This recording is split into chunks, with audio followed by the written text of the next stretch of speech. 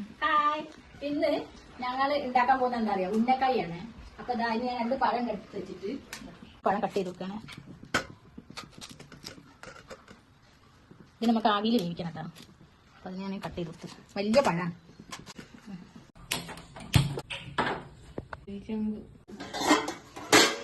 ഇതിന്റെ മുകളിലേക്ക് നമ്മൾ പഴം അങ്ങനെ വെച്ചു. അത് ആവിയിൽ അങ്ങനെ വേവട്ടെ. എന്താ മൂടി വയ്ക്കുന്നുണ്ട്, നോക്കട്ടെ വെന്തിട്ടുണ്ടോ. വെന്തിട്ടുണ്ട്.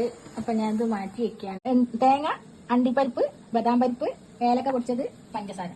ഇനി നമുക്ക് ഇതിന്റെ ഫില്ലിങ് ഉണ്ടാക്കണേ. കുറച്ച് നെയ്യ് ഒഴിച്ചു കൊടുക്കുക. അതിലേക്ക് അണ്ടിപ്പരിപ്പ് ഇട്ട് കൊടുക്കുക. ബദാം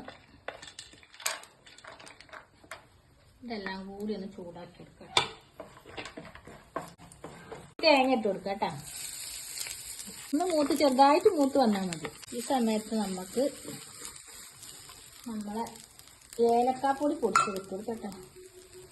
ഏലക്ക പൊടിച്ചത് ഇട്ട് കൊടുക്കുക. അത്ര മതി കേട്ടോ. ഒന്ന് തണുക്കട്ടെ. എല്ലാം മാറ്റിയെടുത്തിട്ടുണ്ട് കേട്ടോ. അതാ ഞാൻ പഞ്ചസാരയാണ് അവസാനം ഞാൻ പഞ്ചസാര ഇട്ട് കൊടുക്കുന്നത് കേട്ടോ. ചീനച്ചട്ടി വെച്ചിട്ടുണ്ട്, എണ്ണ ഒഴിച്ച് കൊടുക്കുന്നുണ്ട് കേട്ടോ. അത് ഇതിന്റെ നാരൊന്ന് പോക്കണേ. നാരിങ്ങനെ എടുത്ത്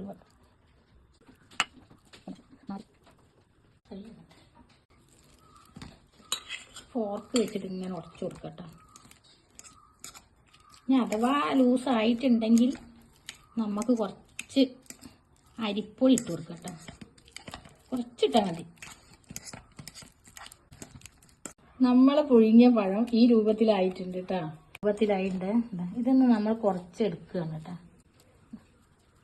ഇതിപ്പോൾ പൊടിയൊന്നും ഞാൻ ചേർത്തിട്ടില്ല, അരിപ്പൊടിയൊന്നും ചേർത്തില്ല. ഈ രൂപത്തിൽ തന്നെ ആവുന്നുണ്ട്.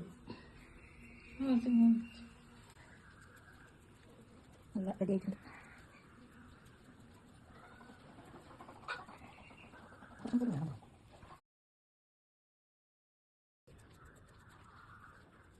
ഇതിങ്ങനെ പരത്തി കൊടുക്കുകയാണ്.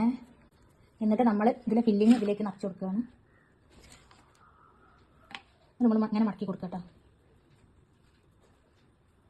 എണ്ണ തടവിയാൽ കൈക്ക് പറ്റൂല. ഈ 2 സൈഡിൽ നമ്മൾ അങ്ങനെ ആക്കി കൊടുക്കണേ.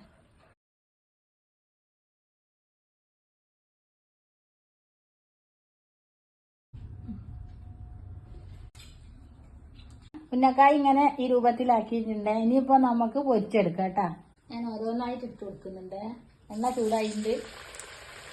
നേരത്തെ വെച്ചതുകൊണ്ട് നല്ലോണം ചൂടാക്കി. എല്ലാം വെന്തതല്ലേ, അപ്പം മെല്ലെ ഒന്നിങ്ങനെ ചൂടാക്കി എടുത്താൽ മതി. വല്ലാതെ കഴിക്കരുത്. ഇത് റെഡി ആയിട്ട് നമ്മൾ കോരിയെടുക്കുക.